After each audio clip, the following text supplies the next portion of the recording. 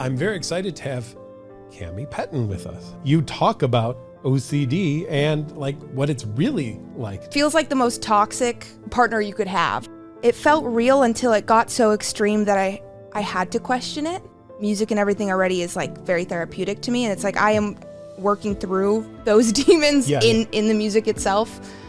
I think that's my main / only purpose with sharing about OCD is like just helping people not feel alone, or helping people get that little light bulb of being like, oh, wait, these thoughts, someone else are having these thoughts.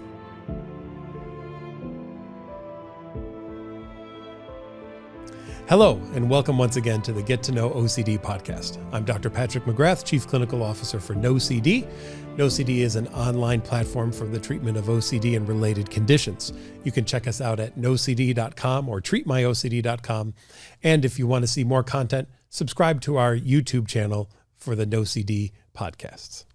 Today, I'm very excited to have Cami Petyn with us. Hello. Hi. I have enjoyed watching some of your online work that you've done in addition to the music, but thank you. You talk about OCD and like what it's really like to have OCD, which is exciting for me because as you know, not everyone knows what OCD is. Yeah, it's not talked about enough. That's why I try to talk about it more, because I was on the other end of being like, this is OCD. Why hasn't anybody told me this? My life probably would have been easier. Probably. And so I'm really interested, before you knew it was OCD, what did you think was happening? What was going on?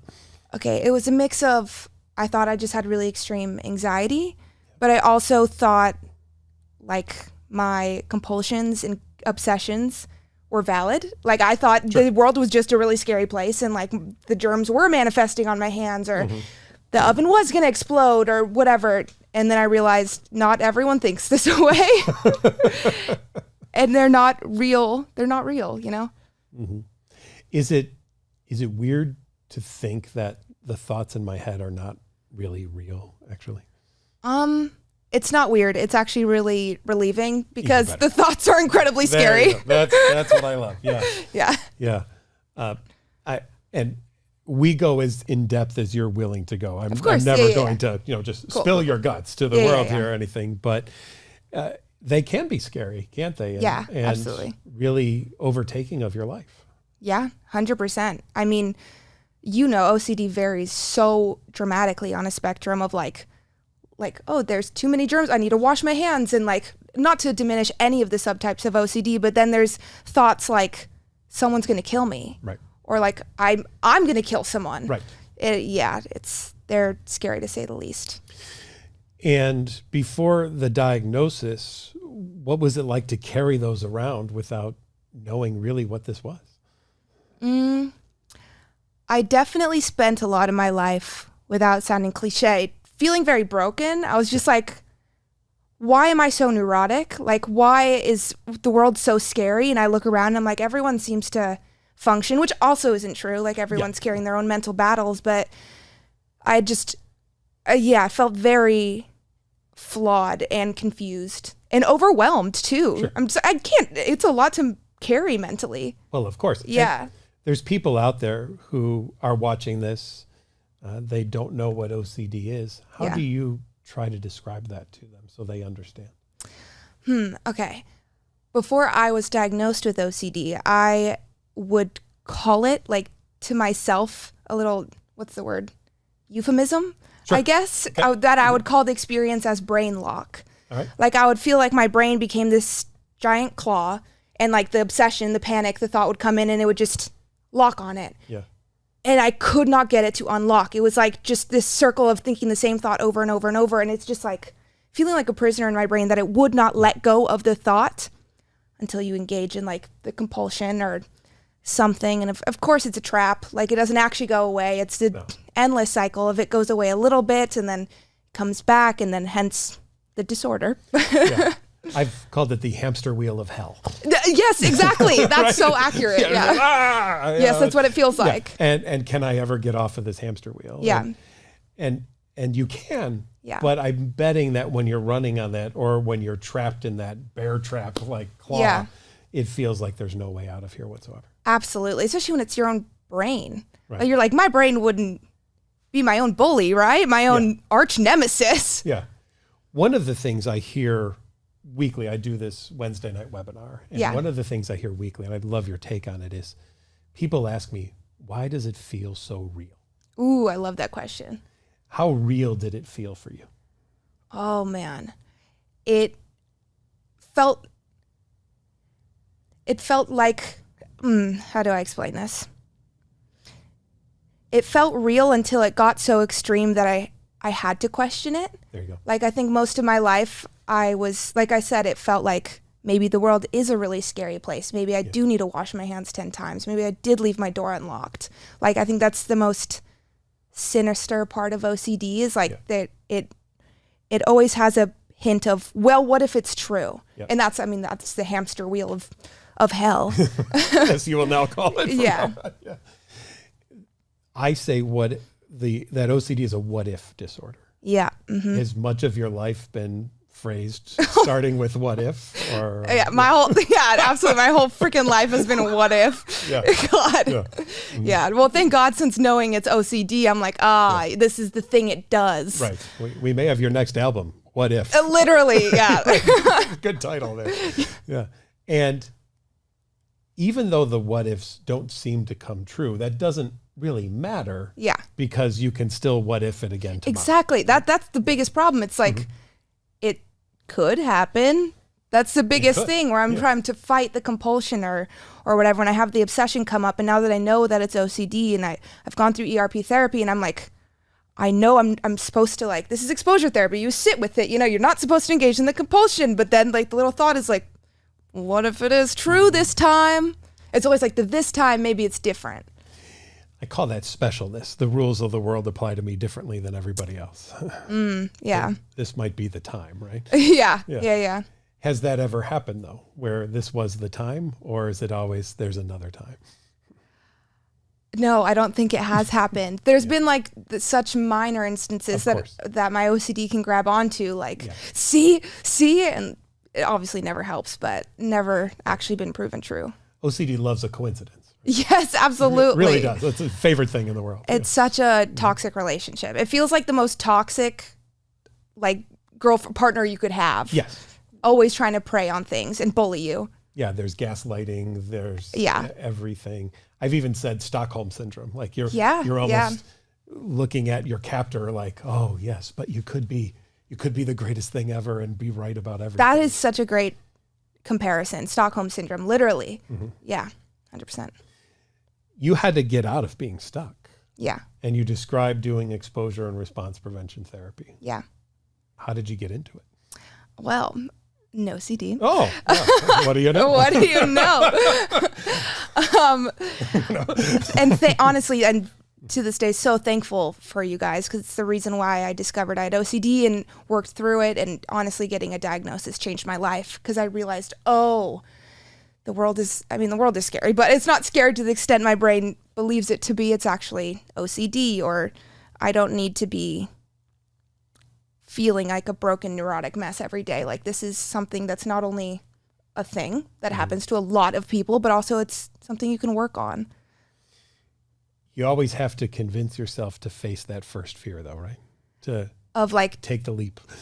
Yeah. I mean, I was so desperate at that point, honestly, because the way I found OCD is in 2020, my OCD just reached a zenith. I think everyone's mental health kind of crumbled during quarantine, and my OCD found some new obsessions that were just so sinister. Like, I still to this day have a hard time like speaking about them out loud. And I felt just like a prisoner in my brain. And I still remember the exact night where I was like, I cannot live like this, while also knowing like this must not be normal. Or I guess normal is the wrong word. This must be something. This must be something. So I think I literally just Googled my exact like thoughts I was having. And I think NOCD popped up with an article or something, and it was just mind-blowing to read that other people are having these thoughts and that it's a thing and you can actually work on it. Yeah. I think that night I literally booked a consultation. There is something about discovering you're not alone in the world, right? Yeah, that's huge. I think that's one of my biggest motivations to keep talking about it. And I appreciate you talking about it. I mean, I got to tell you that people could listen to me as a psychologist and be like, yeah, well, but to hear from people who truly have it, who live with it, and can talk about what it's like to come out on the other side and to use your platform, I appreciate. So thank you for that. I will say. Thank you. How have your fans reacted to you being so open and honest about the things you've gone through? I've been super shocked to find that a lot of my comments are people saying, I experienced this too. Wow. Like, especially with OCD, like we talked about, it's not talked about as much. It's not understood as much as it should be. And to be frank, it's weird. The experience is weird to talk about. It's sometimes just like abnormal and incomprehensible. Yep. Is that the word? Yeah. So I was quite nervous at first, being like, people aren't going to, I don't know, just going to be weird. But a lot of my comments are people being like, A, I also have OCD, or B, do I have OCD? Yeah. And has that influenced any of your work, your music, or anything like that? Bringing some of these themes in, or using the vulnerability that you've had in therapy? Yeah, absolutely. I mean, music is luckily incredibly therapeutic for me, as of course with most artists, but especially when my OCD reaches a point where it's like I do feel neurotic, and I do feel like, that hamster wheel of hell. Music is the first place I go, trying to like work through it, get it out of my brain. And especially having talked about it online now, just knowing like, oh, if I do write a song about this, people might actually resonate, which is really cool. One of the things that I like to ask various guests coming in is if OCD was a sound of music or a song lyric, what would it be? I'm going to steal your answer that you said earlier, because literally I think if OCD was a song, it'd be What If. What if? The extended version would be like, what if all your subconscious greatest fears came true? And they might. Boy, that's OCD. Yeah, we can't have any guarantee that it won't, right? Exactly. Yeah, there we go. And I think that, and you've had to live with this as part of therapy, but that is one of the hardest things for people to accept, that there will always be doubt. Yeah, definitely. I think that's been one of the biggest things that I'm still learning with OCD, and helps me battle it most of the time, is being like, you will never know all the answers. Like, I think to live is to not know, which really sucks. Right. Yeah.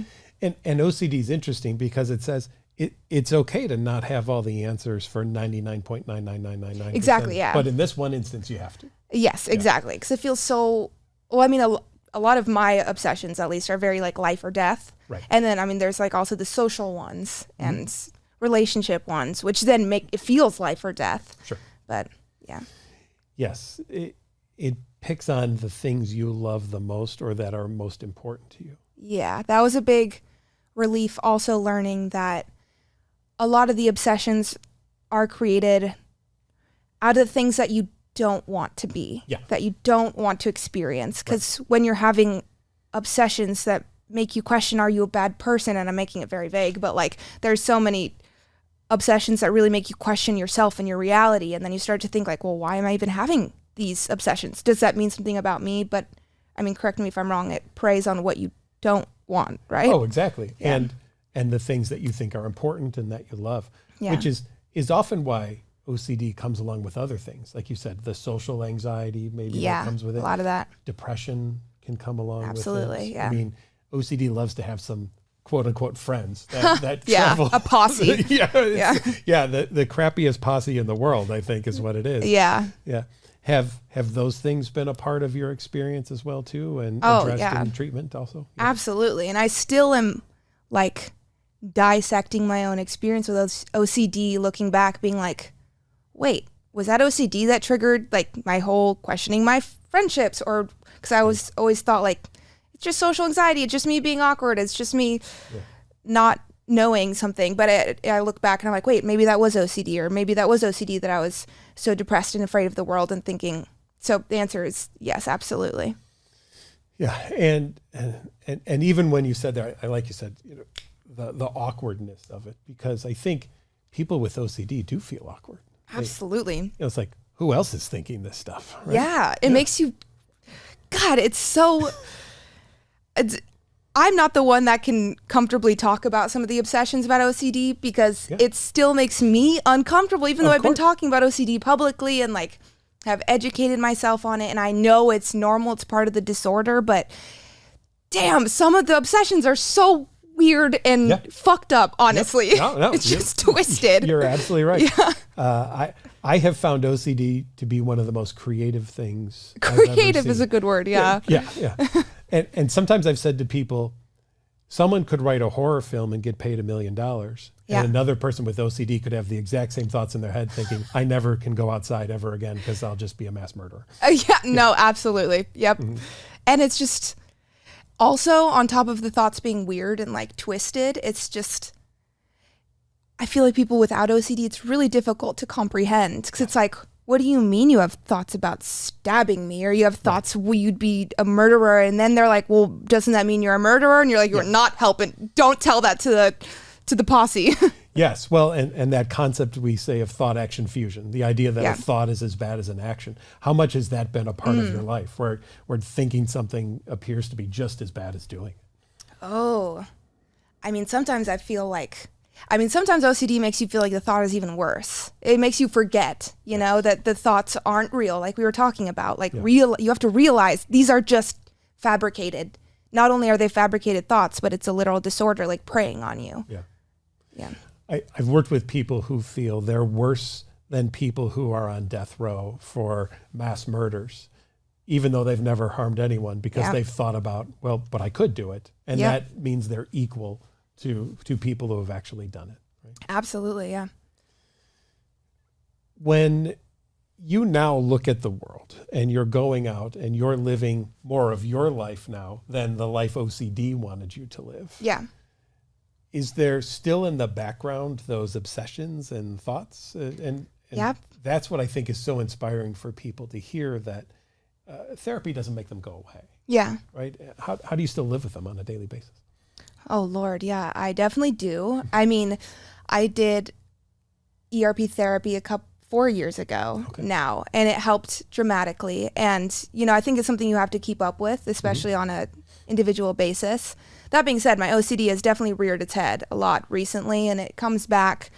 Therapy I think healing in general, especially mentally, is not like a linear thing. Like you get better and then you get worse and you get a lot better, and it comes up and down a lot, especially with my OCD. I have times where it's like non-existent and I feel like so powerful with it. Like it comes up and I'm like, please. And then sometimes it really debilitates me and I go back to feeling like just a neurotic mess. What pulls you back into day-to-day life when you're in that low point? I definitely think if I'm already stressed and like anxious, it definitely does not set me up for success to fight against OCD. And I'm not really sure. This is bear with me. This comparison is quite left field and silly. One of my jobs is working at a ranch. I work with horses a lot. Oh, cool. And horses, if you let them get away with things, they will continue to test their boundaries and like get more rambunctious. And I kind of think of that with OCD. If I let my work slip, my mental work slip, my self-care, it kind of just like sneaks little things, sneaks little bites, sneaks little things until suddenly I'm like, you're rearing at me. Yeah. That is a great example. Because I've seen that. I know people who have worked with horses, similar kind of thing. They do push the envelope, don't they? Yeah, definitely. Or they can be great if like, how to like get on them if they do something or just train them correctly. Yeah. And I think that's kind of like OCD. So shout out to any horse girls with OCD that are watching this. No CD for horse girls. Yeah.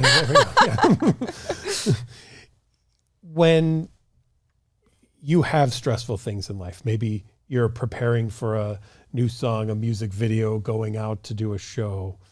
Again, those types of stressors. Does OCD like to chomp at the bit a little bit in those kind of experiences? Or can you be finally more laser focused on the things you want to be focused on now? Yeah, miraculously, I feel like music is the only part of my life it doesn't really affect. I'm not sure if it's because music and everything already is like very therapeutic to me. And it's like I am working through those demons in the music itself.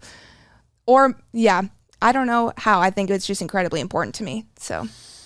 Well, that's awesome because not that OCD wouldn't try to attack. I was going to say, I said it's incredibly important to me. I'm like, well, that sounds like something OCD would love to attack. Yeah, but I'm glad that you have found such an outlet for yourself in that experience as well too, and that very it feels thankful. So therapeutic. Yeah. Did it take time for you to really be able to enjoy things in life outside of music once you started working on OCD? Because I'm assuming then outside of music, OCD was definitely attacking other things. Yeah. It definitely depended on like what type of OCD was being a little bitch at that period of time. Like I think about a couple years ago, I had maybe it was like 5-6 years ago, a big OCD type I was dealing with was driving and friendships. So those are the two parts of my life I really struggled to enjoy or have any peace with. But like the other parts of my life I could enjoy. I find like OCD really just, like I said, it latches onto something. It's not that from my experience, it's not that it like spreads to every part of my life. It just has its little latch on and then it moves on to another type thing and another type thing. Yeah. When you get into doing exposure and response prevention therapy, which is a very different treatment than anything else really out there. Yeah. Sometimes at first, I know when I've even explained it to people, they look at me like I have three heads going, wait, you want me to do what? Oh, absolutely. Yep. What was the experience of learning about ERP for you and then starting to actually do it? I mean, I still like kind of giggle at it because it's just like so absurd, especially without the context of experiencing OCD. Because it's like, what do you mean you spent your therapy session sitting with a knife in the room so you could be okay with holding knives? I feel like we should just have one right now. Yeah, I mean, I did ERP therapy, so I'm good with it now. Just knowing that you're going to now have to face your fears, and maybe you've looked at therapy, or we all have an idea of therapy is probably you should maybe feel better when you leave the session when you got there. And ERP's usually quite the opposite. Hopefully you feel like you ran a marathon after that session, right? So a therapist and you sit down and they explain this notion of you're going to have to face your fears. Yeah. Are you like, what? Or I think I'm more like, oh shit. Yeah. Like definitely, I think more looking back, I'm like, wow, that was wild. But in the moment, I'm like, this is terrifying, which is wild. I think that's part of why OCD is so hard to talk about, because it's just logically doesn't make sense. It's like, what do you mean? Yes, 100%. What do you mean you can't hold a knife? Like, what do you mean you have to spend a therapy session just being comfortable with a knife in the room with you? Yeah. It doesn't make sense, but it happens. Yeah. I've sometimes described it. There was a book I loved as a kid. It was called There's a Monster at the End of This Book. Did you ever read it? Oh, no, I don't know that one. It was a Sesame Street book, and it was Grover, and you open it up, and there's Grover, and he says, don't turn the page, because there's a monster at the end of the book.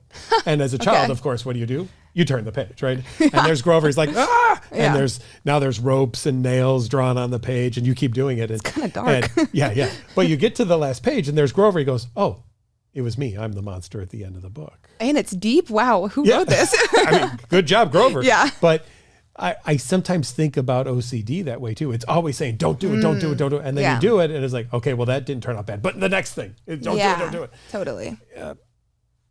Was there a monster at the end of your book, have you found so far? Or has it just been kind of a lie? I mean, definitely the monster was OCD. Because for so long, I mean, still, like I said, like it still rears its head in my life today. I honestly have been considering going back to NOCD to deal with some of the new. Welcome back anytime. Yes, thank you. And it still have to remind myself, this isn't a monster. The monster is OCD. Like this is a lie. Yeah, I haven't found OCD to tell the truth yet to anyone. I was gonna say it just nonstop lies. Mm-hmm. For what? Like for what? And you probably get this in your platform because you've been so open about OCD, but sometimes people will say things like, oh, I have a little OCD too. Oh God, I hate that. Tell us about that experience as someone with OCD. I just hate the I'm so OCD or and part of me can't hate it because it's so colloquial now and it's part of our language, and I don't think people mean harm while they say it, but it is incredibly harmful because it not only stereotypes OCD, but I can speak personally. From my experience, I grew up always hearing I'm so OCD, haha. I even used it myself. So I was under the impression that OCD meant you have to stay super organized and you're super cleanliness obsessed. So when I started experiencing OCD, I would literally think to myself, honestly, I can be quite unorganized at times. I can live in a messy room, so I must not have OCD, right? So I think those kind of statements are quite harmful for that. How have you chosen to use your platform to educate people then about OCD? What has been your mission as part of being so open and honest about your experience? Yeah, I mean, I'm not a doctor, I'm not a scientist, but I am someone who has really struggled in the past, and I'm also someone who has felt so deeply alone in the past. So I think that's my main / only purpose with sharing about OCD is just helping people not feel alone, or helping people get that little light bulb of being oh, wait, these thoughts, someone else are having these thoughts. Yeah. You've also talked about PURO, which is obsessions and mental compulsions. And of course, harder for people to truly understand because they think of compulsions as things you see all the time. I can watch someone wash their hands or do other things. Yeah. And you've struggled with the mental compulsion side, which is just not obvious to folks. So can you describe the mental piece of OCD in such a way that will help people understand that it isn't just a physical compulsion? Yeah, I feel like Pure O was OCD being how can we make this more fucked up? More sinister. Yes. Because I'm it's so frustrating because Pure O, because the compulsions are mental, it's not only hard for other people to understand or know that you're struggling, but also the person. Of course. It's so hard. I still find it hard sometimes to clock being oh, this is OCD doing its thing again. You're rewatching your own memories on an endless loop, not because you actually did something horrendously bad. It's Pure O. Yeah. How bad are you? No. Right? I mean, isn't that the weirdest question in the world? Are you OCD? Yeah. But isn't that what OCD wants you to figure out almost, right? Is this notion. How terrible are you? How bad are you? And what a ridiculous question. It's right? It grasped the core fears of being a human. Am I going to die and am I bad? Yeah. And it was and am I going to take a few people out with me as well? Yeah, literally, right? Yeah. It is a shame the hours lost in people's lives to oh my God, that's a great way of putting it. Yeah. Thinking. Yeah. Right? I mean, in general, but especially when you're trapped in that hamster wheel. Yeah. Oh my God. And it's not only just thinking, another motivation for talking about OCD, I'm I have so much empathy that there you go. It's so deeply disturbing and beyond feeling alone. I'm oh my God, it's horrible to experience. You meet a therapist and you can finally share the things in your head and they look at you and go, okay. Yeah. And not, oh, that was life-changing. Right. Not, holy shit, what? Yeah. But just to be well, tell me more. Yeah, that was absolutely life-changing, especially because when I finally went to therapy, it's when I was experiencing the most disturbing form of my OCD. It wasn't just, it was just so disturbing that I was there is no way, which first of all, reading it online that people experienced it already was what on earth? Oh, but hearing a therapist, an actual trained professional, have no reaction was, it's absolutely changed my life. Yes, we have a good poker face in OCD therapy. Yeah. And part of that is to build that rapport and to share our empathy with people as well too, so that that this is a safe place to be able to talk about 100% absolutely anything. Yeah, that's really helpful. And not every therapist will be able to do that, right? Oh yeah, you have absolutely. There's training involved in that as well too. Yeah, I remember before I had a session with NOCD, I think I was talking to another therapist because I had a therapist and was can you help me with OCD? I think I might have it. And she was oh, it's just anxiety. And I was what do you... it doesn't really feel that way. Yeah. Well, I'm glad you came over to us. Yeah. And Yeah. Because you're right, it is more than an anxiety. But for people who aren't trained in it, it's just anxiety. Yeah, exactly. They're like, just like breathe. And I'm like, I do. Yeah. Daily. The thoughts are there. Is my oven going to explode or not? Yeah, right. And how, let me ask, did this advice ever help? Stop thinking about it. Has that? It's like, I never thought about that. I figured. I never prayed to God every single night, let me stop thinking about this. I thought that might change your life. Yeah, thank you so much. So you should be cured now and never have a... Yes. Boy, isn't that... If it only worked that way, right? Yeah, which it makes me so confused that OCD is like misunderstood. Yes. Even it sounds like in the professional side. Oh, totally. Why is that? Because not enough time is spent in graduate school on it, honestly. Oh, literally just specifically the topic of OCD? Yeah. I think you might get an hour of training. What? Because we have a class where we call abnormal psych, and you go through all of the different conditions, and then you do a lot of practicum work, and depending on where you do that, they might focus on certain diagnoses and not others, which means you might be able to get through school and never once even have an OCD case. Wow. And then you might do your internship and never deal with one as well too. But here's the other thing, and tell me what you feel about this, because there's a lot of therapists who might put their profiles out there on certain websites or things and say, I'm an expert in, and they have 97 things. And I think there's no way that anybody could be an expert in that many things. Yes. Luckily, I know that after spending time with NOCD, honestly, specifically, because working with someone so highly trained in OCD was so life-changing, and I witnessed for so long people not understanding that. I'm very suspicious when I see a therapist like, oh, I do everything. I'm like, I mean, maybe they're fantastic. I don't know. Maybe I'm cynical, but. Well, I'm going to be cynical with you. Okay. I don't even do everything. And I've been doing this for 25 years. And people come to me and say, hey, what about this? I go to someone else because that's not my area. Thank you. That's smart. Yeah. Where do you hope to take some of your advocacy? What do you want to get out of it? You know, you're got a big platform and hopefully tons of more growth to go. Where do you want to take it? Yeah, absolutely. I think just continuing to talk about it casually. Like I think for me, that still helps me to this day when I see other people online talking about it casually.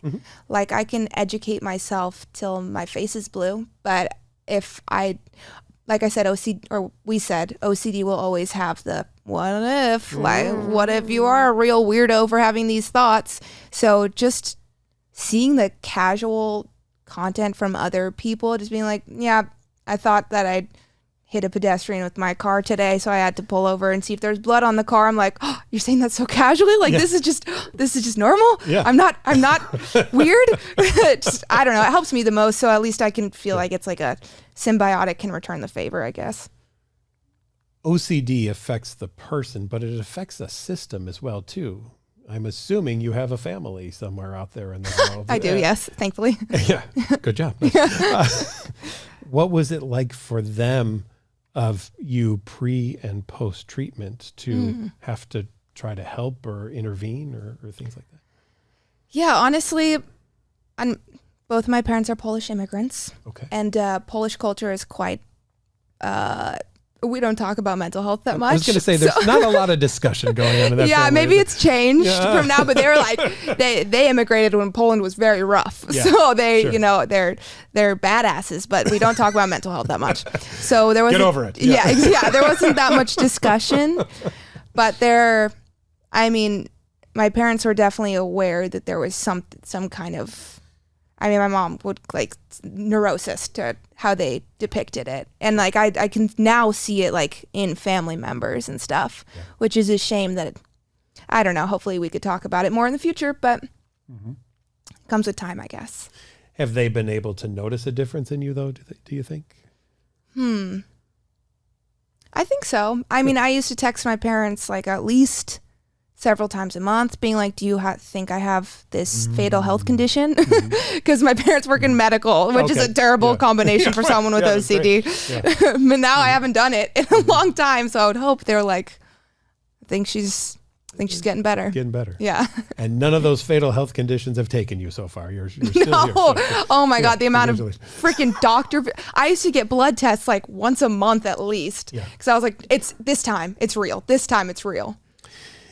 That is the other thing, the amount of resources OCD takes, the money, the time you spent in getting these tests and everything like that, all to be told everything's okay.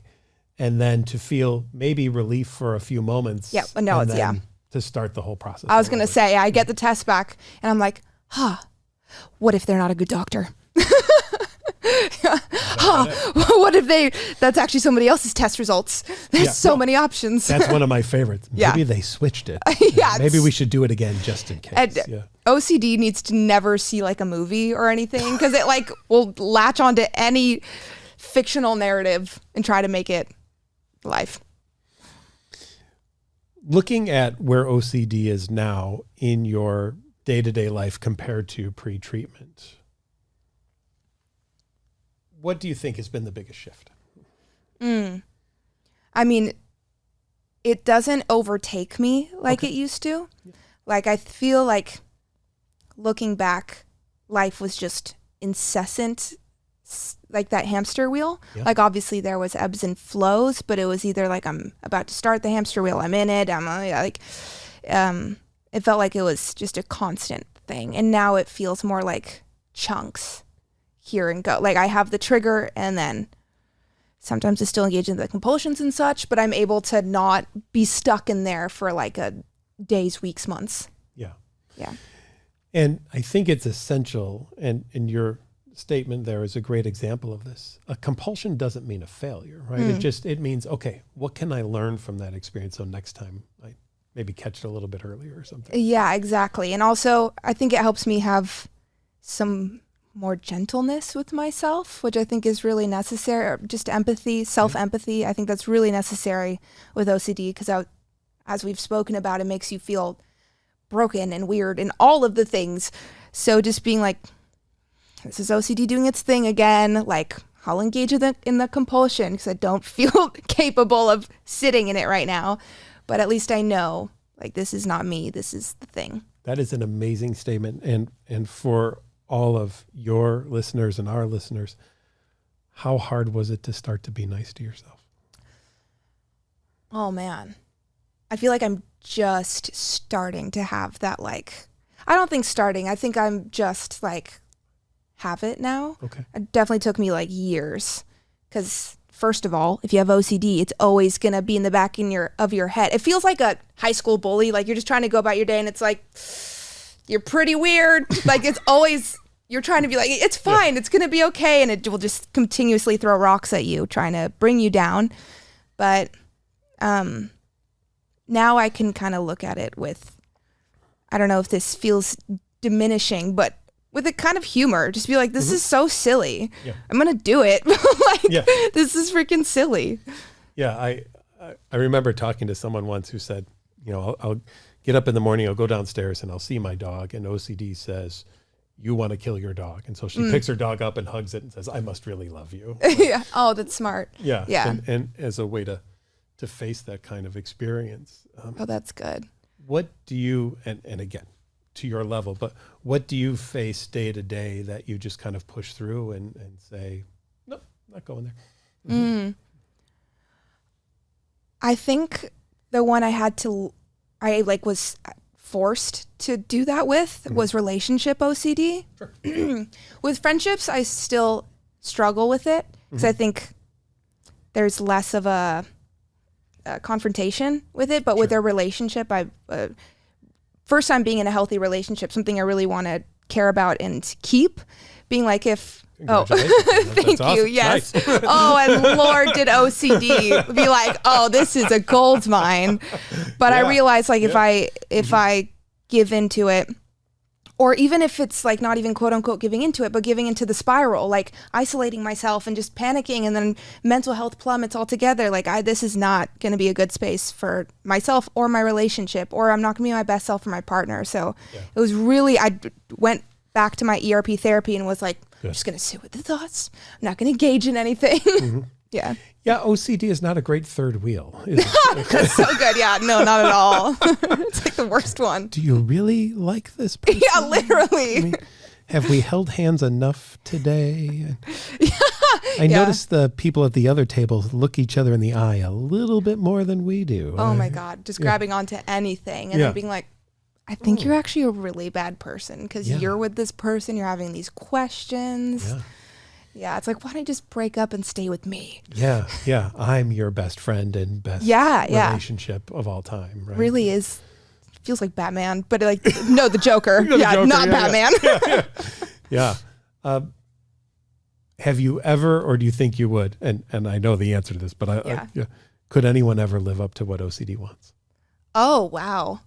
No, of course not. Of course not. There's always a new thing. And I think because this was my first time in a relationship that I like really, just a first healthy relationship, I had to keep fighting off the thoughts. And I was like, oh my God, they keep coming. Like there's never an end to it. So no. Are you open about that with your partner? Yeah. I'm assuming because we're talking about it here, but I mean, that might be an interesting thing for others too, who are getting into relationships, who have OCD. What's it like to break that door open with someone you love and to say, I have this and I want to share this part of me with you as well? Yeah, I felt, cliche, but incredibly vulnerable. And still, it makes me feel both so thankful and supported because he is incredibly supportive, but also goes back to that feeling sometimes of being like, oh, wow, I really am struggling with a disorder. It's confronting of yourself, very much so, because he will be like, hey, I think this is your OCD, or like before I go to his house, he'll make sure there's like no scents in the house because he knows like my OCD will grab onto that and think the whole place is contaminated. So I both feel very thankful and supported there, but it really makes me realize like, oh, wow, the brain is doing some crazy things. Yes, because again, OCD sees him as competition, of course. Yeah, for that's all the wild. Love. Yeah. Right. Yeah. And there was a recent thing, and we did some things on our blog about this, where there was a person who did some writing about, well, if you have OCD, make sure you only date people who don't have OCD so that your children wouldn't have OCD. And I was like, well, geez, come on. Whoa. But I think that even something like that still sends a message out to people with OCD about shame and guilt and stigma. And so again, thank you for your work on helping to destroy the shame and the guilt and the stigma. Hopefully. Yeah, absolutely. Yeah. So there's people out there who still hold on to these archaic ideas about mental health and everything. Yeah. And you've done so much work to help to get rid of the shame and the guilt and bring this to the forefront and talk about it. What have you heard back from people about that? I think I definitely shock a lot of it because I don't think it's a unique experience that we're like, this is not talked about enough. Yeah. Or for me, a unique experience that I felt very alone and weird with it. Like a lot of people are like, wait, you're experiencing this too? Like this is, I think there's a lot of shock there. Yeah. When people come up to you or reach out to you and say, I have this too, how do you feel when you hear that? Like it feels, what's the word? It feels inappropriate of a response because I'm like, oh my God, like, yeah, like a fist bump. But I'm like, sorry, like, I'm so sorry you deal with that, but like sick. Yeah. It just feels like, I don't know that. Welcome to the club. Yeah, well, welcome to the club. Or like, oh my God, I don't think you'll ever get old the feeling of not being alone with OCD. There must be a thing of OCD. It just makes you feel like you are, like you said, specialness. Like you are so uniquely flawed. No one could ever experience this. Yeah. One thing when I would run groups, this would happen all the time. The new person would come in the group, and they would inevitably do this every week. Yeah. They would hear other people in the group talking, and they'd lean over to the person next to them and say, "Oh my God, I wish I had that kind of OCD, because that would be so easy to deal with." Oh, interesting. Yeah. So even among OCD, there's almost this idea that if I could just have any other kind of OCD but my kind, that would be great. Right? Yeah. I mean, I caught myself doing it in this interview where I was like, yeah, there's the hand washing and everything, but like, what about questioning your own moral compass? Yeah. But they all suck, because I've been through all the different subtypes and they all are hell. So yeah. I'm going to bet people ask you for advice sometimes. So what is the advice that you give to people who have obsessive compulsive disorder when they reach out to you? Oh man.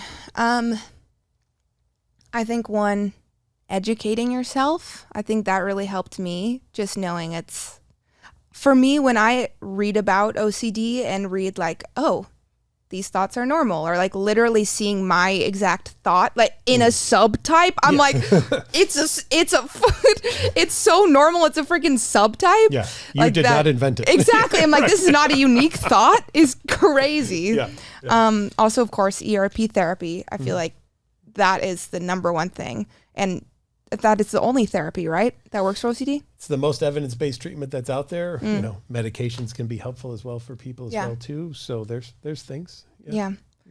And I mean, I don't think I'm necessarily qualified to give actual advice on OCD, but those are the things that helped me. And also having hope, being like, it will get better. I think that's the biggest thing, because when you're in that spiral, like I know I felt, and sometimes still do, feeling like an absolute prisoner in your brain. You're like, it will not get better. Yeah. Yeah. I love the hope idea. I think about Shawshank Redemption, the movie, and there's that line in there about hope. Yeah. It is a good thing, right? I have not seen that movie, but check it out. hope is a good thing. Hope is a good thing. And as you have that hope, and my hope is your hope grows over time, and as you continue to work this platform and do your music and get more accolades than when you had so many already. So, I've enjoyed the music, by the way. Thank you. Yes, it's been fun. I appreciate your platform and your vulnerability to be there with everybody, and knowing that you're helping to instill hope in people who have this, and you're an example to people that you can live with OCD and not be ruled by OCD. Yeah. So final thoughts on that? I mean, that's all I can hope for, really. Like, just give people hope that it can get better. And also you could be normal and be cool and successful and do what you can do anything with OCD. It makes you feel like you can't do any of it, but you can. And that's honestly all I want to say, or want to communicate, and that you're not weird. Awesome. OCD makes you feel you're not weird. OCD does make you feel weird, doesn't it? It does. Yeah. Like you're the only one. It's an asshole, like you said. Yeah. Oh, that's a good. We'll end there. Yeah. I like that. OCD, you're an asshole. Yeah. Just so you know. All right. Cami, thank you so much for being here today. This has been amazing. Thank you for having me. And I know our audience will appreciate it, and your audience as well too. And can't say my appreciation enough. So thank you so much. Yeah, thank you for having me. Mm-hmm. Thank you for watching, everyone. Once again, this has been the Get to Know OCD podcast, brought to you by NOCD. NOCD, an online platform for the treatment of obsessive compulsive and related disorders. Check us out at nocd.com or treatmyocd.com. And if you like what we were talking about, subscribe to our NOCD YouTube channel. Thanks for watching. We'll see you again. Bye, everybody.